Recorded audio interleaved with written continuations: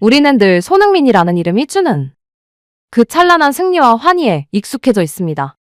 우리는 그가 잉글랜드 벌판을 질주하며 터뜨리는 득점에 환호했지만 정작 그 골을 만들기 위해 그의 근섬유와 신경계가 어떤 임계점에 도달했는지는 아무도 묻지 않았습니다.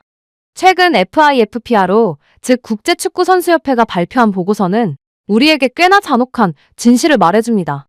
지난 15년 동안 손흥민 선수의 엔진은 단 한 번도 완전히 꺼진 적이 없었습니다. 지구를 무려 4바퀴나 회전하는 거리인 16만 5천 킬로미터를 오직 정신력 하나로 버텨온 것이죠. 이건 단순한 기록이 아닙니다. 스포츠 과학의 관점에서 볼 때 이건 기적이 아니라 어쩌면 몸이 보내는 마지막 비명이었을지도 모릅니다. 매 경기 스프린트를 반복하며 근육이 찢어지는 고통 속에서도 그가 72시간의 골든타임을 포기하고 다시 축구와 끈을 묶어야 했던 이유. 오늘 저희 K자부심은 단순히 팬심에 기대는 응원이 아니라 차가운 데이터와 의학적 근거를 바탕으로 왜 지금 이 60일간의 멈춤이 2026년 손흥민을 다시 괴물로 재탄생시킬 유일한 열쇠인지 그 소름 돋는 실체를 파헤쳐 보겠습니다. 그렇다면 대체 어느 정도의 혹사가 이 위대한 선수의 몸을 잠식해왔던 걸까요? 그 잔인한 숫자의 실체를 지금 바로 확인해 보시죠. 자, 이제 차가운 숫자들이 말하는 믿기 힘든 진실을 마주해 보시죠.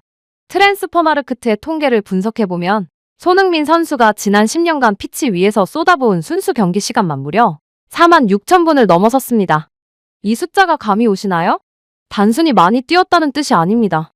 세계 최고의 속도와 피지컬을 요구하는 프리미어리그에서 매 경기 심장의 한계치까지 몰아붙이는 고강도 스프린트를 10년째 복사해서 붙여넣기 하듯 반복해왔다는 뜻입니다. 여기에 더해 우리를 더 경악게 하는 숫자가 있습니다. 바로 16만 5천 킬로미터라는 압도적인 이동 거리입니다. FIFPRO 보고서가 지적했듯 이는 지구 4바퀴를 도는 것과 맞먹는 수치입니다. 시즌이 끝나면 쉬어야 할 몸을 이끌고 시차와 기압이 요동치는 비행기 안에서 그는 국가대표라는 책임감 하나로 자신의 생체 시계를 매번 강제로 재설정해야 했습니다. 솔직히 말씀드리면 이건 스포츠 의학적으로 볼 때 인체의 내구성을 시험하는 잔혹한 실험과도 같습니다. 인간의 근섬유는 강철이 아닙니다. 하지만 그는 지난 10년 동안 진정한 의미의 휴식이라 부를 수 있는 30일 이상의 기간을 단 한 번도 가져본 적이 없습니다. 우리가 TV로 보는 그의 화려한 골 뒤에는 이렇게 숫자로만 증명될 수 있는 처절하고도 잔혹한 자기 파괴의 과정이 숨어 있었던 것입니다.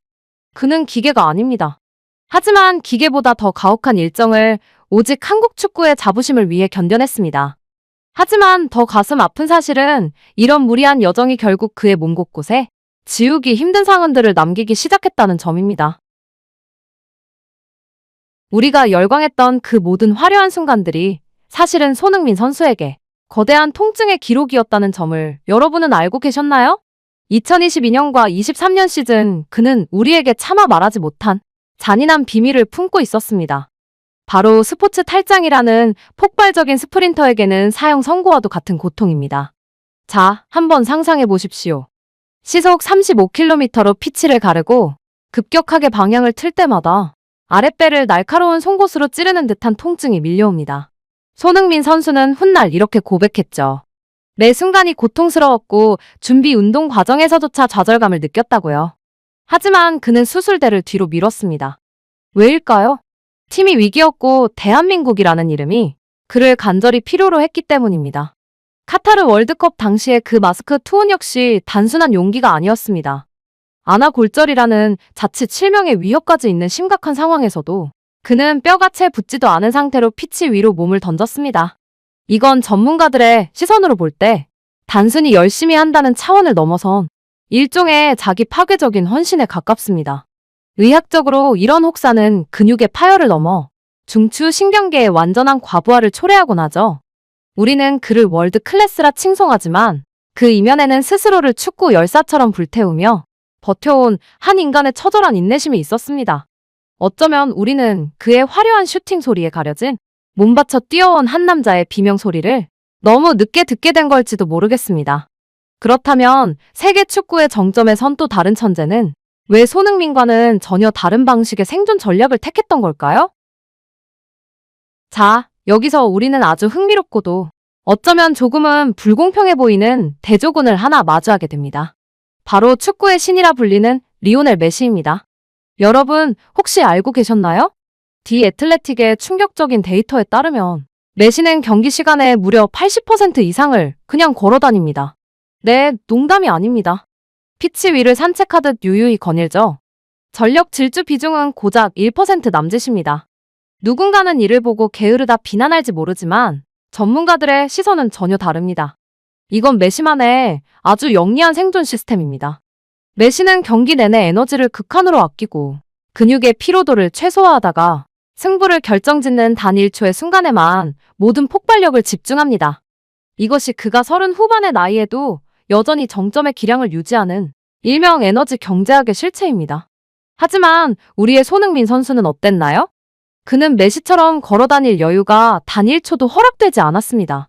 팀을 위해 그리고 승리를 위해 매 경기 수십 번의 전력 질주를 반복하며 자신의 근섬유를 깎아내야 했습니다. 메시는 신체를 관리하며 뛰었지만 손흥민은 자신의 신체를 연소시키며 버텨온 것이죠. 스포츠 의학 전문가들은 경고합니다. 인간의 몸은 소모품이고 특히 스프린트 비중이 높은 선수는 반드시 강제적인 멈춤의 시간이 필요하다고 말이죠. 15년 동안 단 한 번도 꺼지지 않았던 손흥민의 엔진. 이제야 우리는 깨닫게 됩니다. 왜 그에게 지금 이 휴식이 단순한 쉼을 넘어선 생존을 위한 재설정이어야 하는지를 말입니다. 그렇다면 이렇게 쉼 없이 달려온 그의 엔진에 60일간의 셧다운이라는 처방이 내려졌을 때 과연 어떤 기적 같은 변화가 시작될까요? 최근 여러 축구 전문가들과 외신들이 LAFC 훈련장에서 포착된 한 장의 사진에 유독 깊은 관심을 보이며 주목하고 있습니다. 바로 피치 위에서 축구화가 아닌 운동화를, 유니폼이 아닌 사복을 입고 있는 손흥민 선수의 모습인데요. 프로 선수들에게 피치 위에서 사복을 입는다는 건 단순히 그날 훈련을 쉰다는 의미를 넘어섭니다. 이건 그의 엔진이 15년 만에 처음으로 완전한 셧다운에 들어갔다는 결정적인 증거입니다. 그동안 부상 중에도 재활 훈련에 매달려야 했던 그가 드디어 근육의 비명을 멈추고 온전한 회복의 시간을 허락받은 것이죠. 스포츠 의학계에 권위 있는 논문들은 공통적으로 지적합니다. 엘리트 선수의 신체가 완벽하게 재생되기 위해선 최소 8주, 즉 60일의 시간이 반드시 필요하다고 말이죠.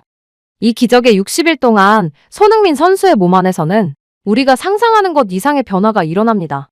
첫째, 15년 동안 누적된 미세 골절과 근육의 염증들이 세포 단위에서 완전히 제거됩니다. 둘째, 과부하로 무뎌졌던 신경계의 피로가 회복되면서 스프린트 시의 반응 속도가 다시 전성기 시절의 날카로움을 되찾게 됩니다. 마지막으로 만성적인 햄스트링 부상의 원인이었던 근육의 불균형을 근본적으로 바로잡을 수 있는 유일한 골든 타임이 바로 지금입니다. 사복을 입고 여유롭게 코치와 대화를 나누는 그의 모습 속에서 저는 역설적으로 그 어느 때보다 무시무시한 괴물의 부활을 직감했습니다. 이건 휴식이 아닙니다. 2026년 월드컵을 향해 자신의 신체를 가장 날카로운 무기로 재련하는 아주 치밀한 재생 프로그램인 셈입니다. 그렇다면 이 고요하지만 강력한 변화를 지켜보는 전 세계 축구 전문가들과 외신들의 진짜 속마음은 어떨까요? 이미 세계 축구계는 이 고요한 폭풍을 본능적으로 감지하고 있습니다. 영국의 BBC와 더 애틀레틱 같은 주요 외신들은 손흥민의 이번 60일 휴식이 향후 북중미 월드컵의 판도를 바꿀 가장 무서운 변수가 될 것이라고 경고합니다. 그들의 반응은 한결같습니다. 혹사당하던 아시아의 사자가 드디어 발톱을 갈 수 있는 시간을 얻었다는 것이죠. 전문가들은 단언합니다. 2026년 월드컵에서 우리가 마주할 손흥민은 우리가 알던 30 초반의 베테랑이 아닐 것입니다. 60일간의 세포 재생을 통해 마치 20대 전성기 시절의 탄력을 회복한 진화된 괴물 그 자체일 것입니다. 사실 축구라는 게 결국 사람이 하는 거잖아요? 기계도 15년을 풀가동하면 멈추기 마련인데 우리 캡틴은 그동안 너무나도 무거운 짐을 홀로 짊어지고 통증을 삼키며 달려왔습니다. 이제 그 짐을 잠시 내려놓고 오직 자신만을 위해 재충전을 마친 그가 다시 피치 위로 복귀하는 순간 우리는 한국 축구의 새로운 역사가 써지는 장면을 목격하게 될 것입니다. 여러분은 2026년 월드컵에서 다시 한번 날아오를 풀컨디션의 손흥민을 상상해 보셨나요? 저는 벌써부터 그 짜릿한 골망의 흔들림이 눈에 선합니다. 오늘 분석이 여러분의 가슴에 작은 자부심을 심어드렸다면 구독과 좋아요로 우리 캡틴의 부활을 함께 응원해 주시길 바랍니다. 과연 그는 몇 골을 터뜨리며 세상을 놀라게 할까요? 여러분의 뜨거운 의견을 댓글로 남겨주세요. 지금까지 K자부심이었습니다.